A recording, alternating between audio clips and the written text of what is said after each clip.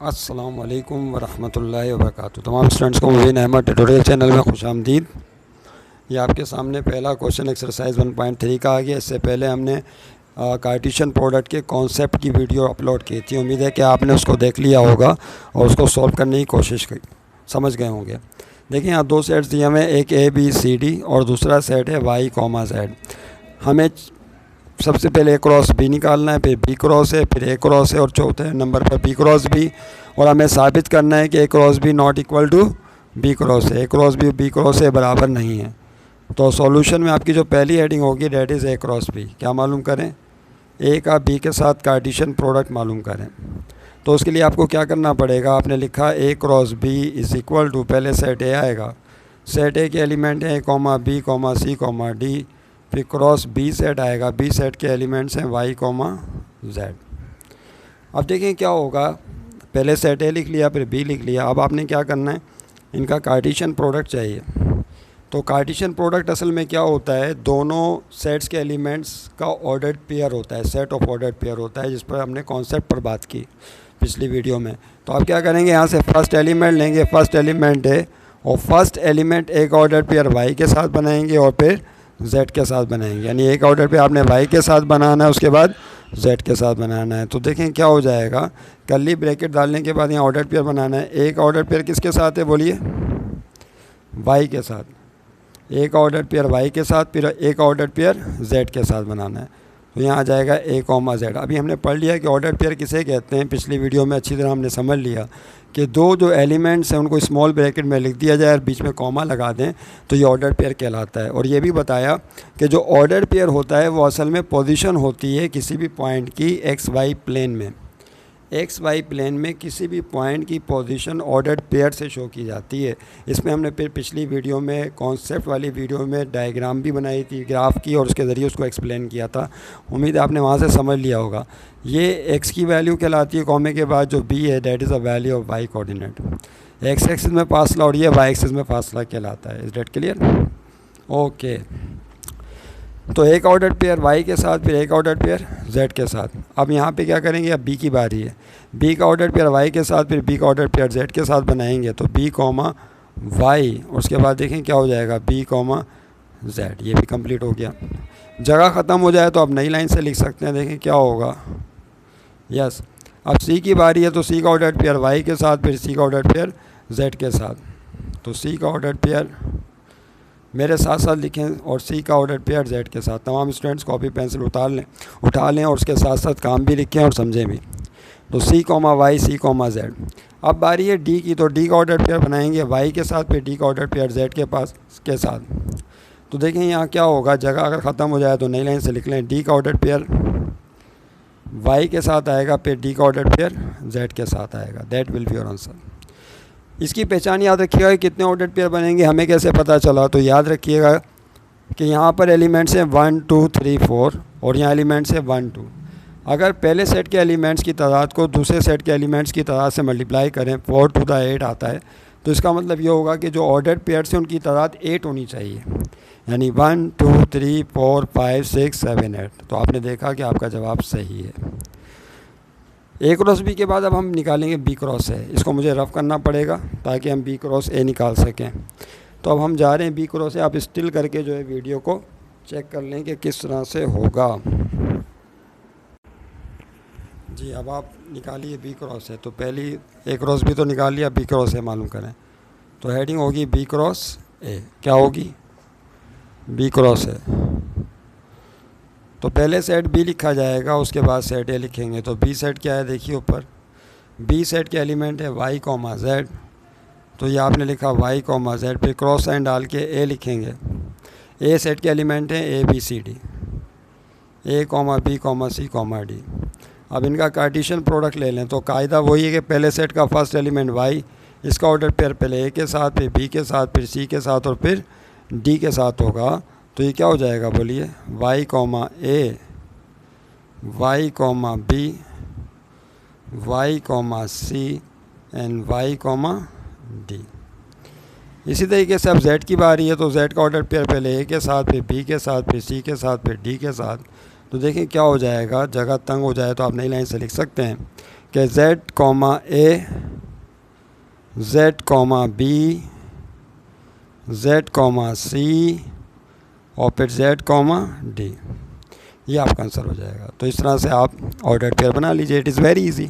गिन लें 1 2 3 4 5 6 7 8, अभी भी 8 आएंगे क्योंकि यहाँ 2 एलिमेंट हैं, यहाँ 4 हैं, तो 2 4 ज़ा 8 एलिमेंट्स हो गए। अब आप गौर करें, उन्होंने कहा साबित करें कि ए क्रॉस बी बराबर नहीं है बी क्रॉस ए के। अगर आप गौर करें, जब आपने ए क्रॉस बी निकाला था तो उस वक्त ए क्रॉस बी में जो पहला ऑर्डर पेयर आया था वो था ए कॉमा वाई। क्या था? A comma Y. और बी क्रॉस ए में जो पहला ऑर्डर पेयर आया है वो कौन है? वाई कॉमा ए। और याद रखिएगा ए कॉमा वाई वाई कॉमा ए के बराबर नहीं है। क्यों? उसकी वजह है कि कॉमे से पहले यहाँ ए है और यहाँ कॉमे से पहले कौन है? वाई है। तो जाहिर सी बात है ए वाई के बराबर नहीं है। और वैसे भी हमने सेट ये जो कॉन्सेप्ट वाली वीडियोस में समझाया कि जब ऑर्डर पेयर असल में क्या होती है? पोजीशन होती है। तो अगर आप एलिमेंट्स की मकामात को चेंज कर देंगे, पोजीशंस को चेंज कर देंगे, तो उसके नतीजे में उनकी पोजीशन भी चेंज आती है एक्स वाई प्लेन में। तो याद रखिएगा कि 1 कॉमा 2 कभी भी 2 कॉमा 1 के बराबर नहीं होता। एक मिसाल देने समझाने के लिए, यानी कॉमे से पहले यहाँ 1 है और यहाँ कॉमे से पहले क्या है? 2 है। तो 1 कॉमा 1 और 2 एक दूसरे के इक्वल नहीं। इस तरीके से कॉमे के बाद जो नंबर्स हैं वो भी एक दूसरे के इक्वल नहीं होते। तो याद रहे कि ऑर्डर पेयर में अगर पोजीशन चेंज कर दी जाएगी तो उसके नतीजे में क्या होगा कि वो बराबर नहीं होंगे। तो इसका मतलब ये हुआ कि आखिर में आपने लिखना है इट इज़ क्लियर डेट, क्या लिखना पड़ेगा? इट इज़ क्लियर डेट कि ए क्रॉस बी का रिज़ल्ट बराबर नहीं है बी क्रॉस ए के रिज़ल्ट के। ओके, तो ये आप साथ में लिख लीजिएगा। इट इज़ क्लियर डेट, साफ जाहिर है कि A cross B not equal to B cross A. वजह आपको बयान कर दी क्यों। उसके बाद फिर तीसरे नंबर पे ए क्रॉस ए, फिर बी क्रॉस बी चाहिए। तो अब देखें ए क्रॉस ए कैसे निकालेंगे। ए क्रॉस ए निकालें, स्टिल करके लिखते जाइए। अब तीसरे नंबर पर हम मालूम कर रहे हैं ए क्रॉस ए, ये थर्ड पार्ट है आपका, थर्ड। अब यहाँ पे ए का क्रॉस ए के साथ ही चाहिए आपको। ए का क्रॉस किसके साथ चाहिए बोलिए? ए के साथ ही मालूम करना है, जाहिर सी बात है। तो ये कैसे होगा? ए का ए के साथ क्रॉस कैसे निकलेगा? तो इट इज़ वेरी इजी। आपने ए सेट को 2 दफ़ा लिखना है। ए क्रॉस ए लिखें तो पहले सेट ए लिखेंगे। सेट ए के एलिमेंट क्या हैं? ए comma B comma C comma D. फिर क्रॉस का साइन डालने के बाद दोबारा यही सेट ए है तो ए दोबारा लिख दें, तो इसमें कोई परेशानी की बात नहीं। ए comma B comma C comma D. अब इनका क्रॉस लीजिए। यहाँ 4 एलिमेंट हैं, यहाँ पे 4 एलिमेंट है, तो 4 4 द 16 ऑर्डर पेयर्स बनेंगे। तो सबसे पहले किसकी बारी है? ए की। तो एक ऑर्डर पेयर ए के साथ, फिर बी के साथ, फिर सी के साथ, फिर डी के साथ। तो एक ऑर्डर पेयर ए के साथ बनाइए, फिर एक ऑर्डर पेयर बी के साथ बनाइए, फिर एक ऑर्डर पेयर सी के साथ बनाइए, फिर एक ऑर्डर पेयर डी के साथ बनाइए। अब बारी है बी की। इस तरह बी का ऑर्डर पेयर ए के साथ, फिर बी के साथ, फिर सी के साथ, फिर डी के साथ, same in the same way. अब बी का ऑर्डर पेयर ए के साथ, फिर बी का ऑर्डर पेयर बी के साथ, फिर बी का ऑर्डर पेयर सी के साथ, फिर बी का ऑर्डर पेयर डी के साथ। चलो भाई बी भी फारिग। अब सी की बारी है, तो सी का order pair A B C D चारों के साथ।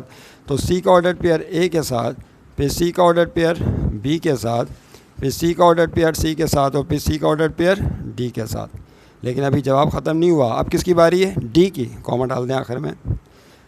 अब डी का ऑर्डर पेयर चारों के साथ बनाएं तो क्या हो जाएगा? डी कॉमा ए, उसके बाद डी कॉमा बी, फिर डी कॉमा सी और फिर डी कॉमा डी। तो इस तरह से आपका जवाब बनेगा। तो 4 चौक 16 ऑर्डर पेयर आपके सामने आ गए।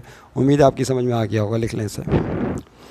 ए क्रॉस ए के बाद वीडियो स्टिल करके लिख लें। नहीं समझ में आया दोबारा रिवाइंड करके लिख लें। देख लें बी क्रॉस बी। नंबर 4 पे क्या है? बी क्रॉस बी है। तो देखिए क्या होगा नंबर 4 पे। अब आप हेडिंग डालें बी क्रॉस बी, यानी बी का बी के साथ क्रॉस लेना है। तो जाहिर सी बात है सेट बी को 2 दफ़ा लिखना पड़ेगा। तो लिखेंगे B cross B is equal to, तो सेट बी क्या दिया हुआ देखिए ऊपर, Y comma Z, Y comma Z.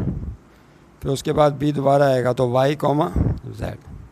अब इनका कार्टेशियन प्रोडक्ट लेना है। तो कार्टेशियन प्रोडक्ट लीजिए। पहले किसकी बारी है बोलें? पहले बारी है वाई की। तो वाई का ऑर्डर पेयर वाई के साथ, फिर वाई का ऑर्डर पेयर जेड के साथ। तो ये हो जाएगा वाई कॉमा वाई, उसके बाद वाई कॉमा Z, बस ख़त्म। अब Z की बारी है, Z का ऑर्डर पेयर Y के साथ, फिर Z का ऑर्डर पेयर Z के साथ, तो ये हो जाएगा Z, Y और Z, Z। ओके, इस तरह से जवाब मुकम्मल हो जाएगा। That will be your answer. तो 4 ऑर्डर पेयर क्यों बने? क्योंकि यहाँ 2 एलिमेंट थे, यहाँ पे भी 2 एलिमेंट थे, तो 2 टू द 4, इसका मतलब है ऑर्डर पेयर कितने होने चाहिए थे? 4, 1 2 3 4। तो ये 4 ऑर्डर पेयर का सेट आपके सामने बन गया और तैयार है। ओके, उसके बाद फिर नेक्स्ट क्वेश्चन की तरफ जा रहे हैं। ये क्वेश्चन 1 भी मुकम्मल हो गया, अब नेक्स्ट क्वेश्चन की तरफ जा रहे हैं। अच्छा, नेक्स्ट क्वेश्चन जो है ये इसके बाद वो नेक्स्ट वीडियो में करेंगे हम लोग, ठीक है?